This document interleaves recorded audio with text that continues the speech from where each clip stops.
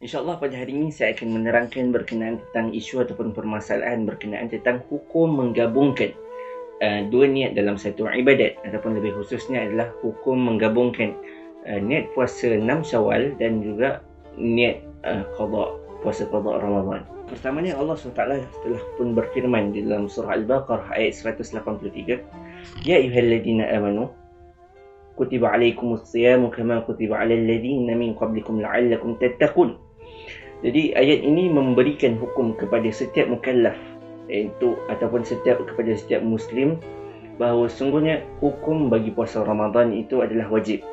Jadi bagi sesiapa yang meninggalkan puasa Ramadan tanpa uzur syar'i, maka ke atasnya untuk menyegerakan mengganti puasa Ramadan itu, dan tidak boleh ke atasnya untuk berpuasa sunat 6 Syawal dahulu.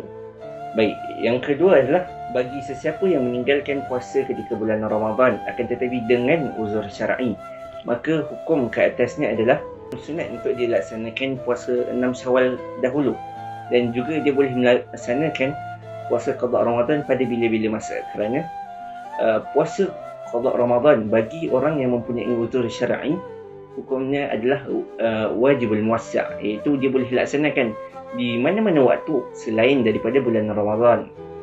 Imam Syekh Daud bin Abdullah Al-Fattani mengatakan bahawa sungguhnya bagi orang yang meninggalkan puasa Ramadan dan dia mempunyai uzur syar'i, maka sunat ke atas dia untuk melaksanakan puasa 6. Akan tetapi bagi orang yang tidak mempunyai uzur syar'i dan dia meninggalkan puasa Ramadan, maka tidak boleh baginya untuk melaksanakan puasa 6 dahulu, kerana makruh hukumnya bagi orang yang melaksanakan puasa sunat akan tetapi masih mempunyai tanggungjawab untuk melaksanakan qada Ramadan. Di dalam kitab Asy-Syarqawi Al-Tahrir, Syekhul Islam Zakaria Al-Ansari mengatakan jika seseorang itu melaksanakan ibadah fardu ataupun melaksanakan puasa qada Ramadan di dalam bulan Syawal itu, maka juga di dalam ibadah itu terlaksana juga puasa sunat itu. Akan tetapi dia menambah bahawa sekiranya penggabungan dua niat itu ianya membawa kepada kekurangan pahala yang diterima, berbanding daripada sekiranya seorang itu mengasingkan kedua ibadah itu, iaitu dia melaksanakan puasa 6 itu khusus pada harinya tanpa menggabungkan dengan puasa qada Ramadan. Seterusnya dalam Fatwa Al-Kubra, Imam Ibn Hajar Al-Haytami mengatakan sekiranya dilaksanakan kedua ibadah itu, iaitu ibadah puasa sunat dan juga puasa wajib itu, maka sahlah kedua-duanya. Baik, di sini terdapat satu bahasan yang penting, iaitu para ulama yang membenarkan puasa menggabungkan niat puasa sunat 6 Syawal dan juga niat puasa qada Ramadan, mereka berhujah dengan hujah qiyas, di mana mereka mengkiaskan permasalahan ini dengan permasalahan solat sunat tahiyatul masjid dan juga menggabungkan niat solat sunat tahiyatul masjid dengan solat fardu. Ini kerana pada asal pensyariatan solat sunat tahiyatul masjid di dalam hadis itu hanya menyebutkan sekiranya engkau masuk ke dalam masjid maka dirikanlah solat.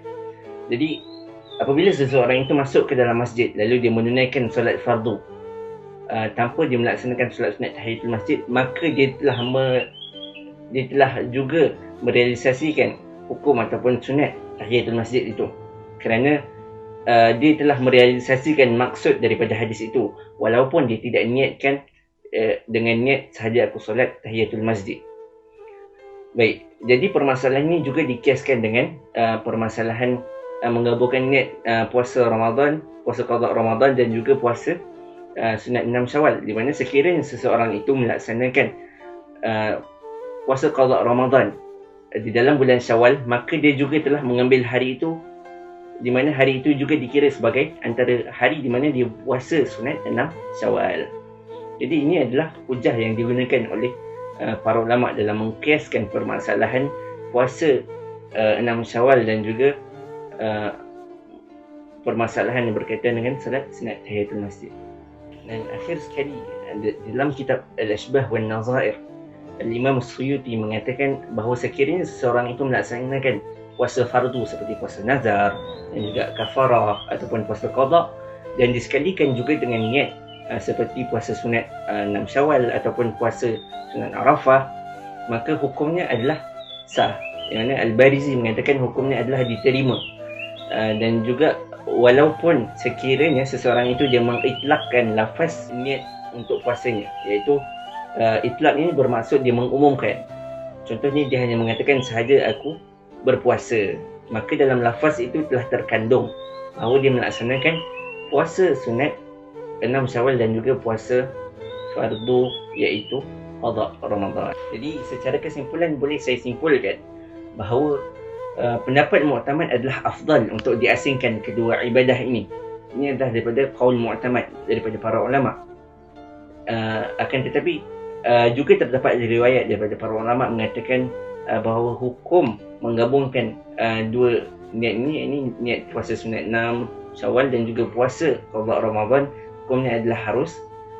Juga terdapat riwayatnya, akan tetapi riwayatnya adalah dhaif. Dan dalam pengharusan menggabungkan dua niat ini, seperti yang dikatakan oleh Syekhul Islam Zakaria Al-Ansari sebentar tadi, bahawa harus untuk menggabungkan kedua niat itu, akan tetapi pahalanya berkurang berbanding sekiranya ini dilaksanakan dengan berasingan. Jadi itu saja, sekian daripada saya.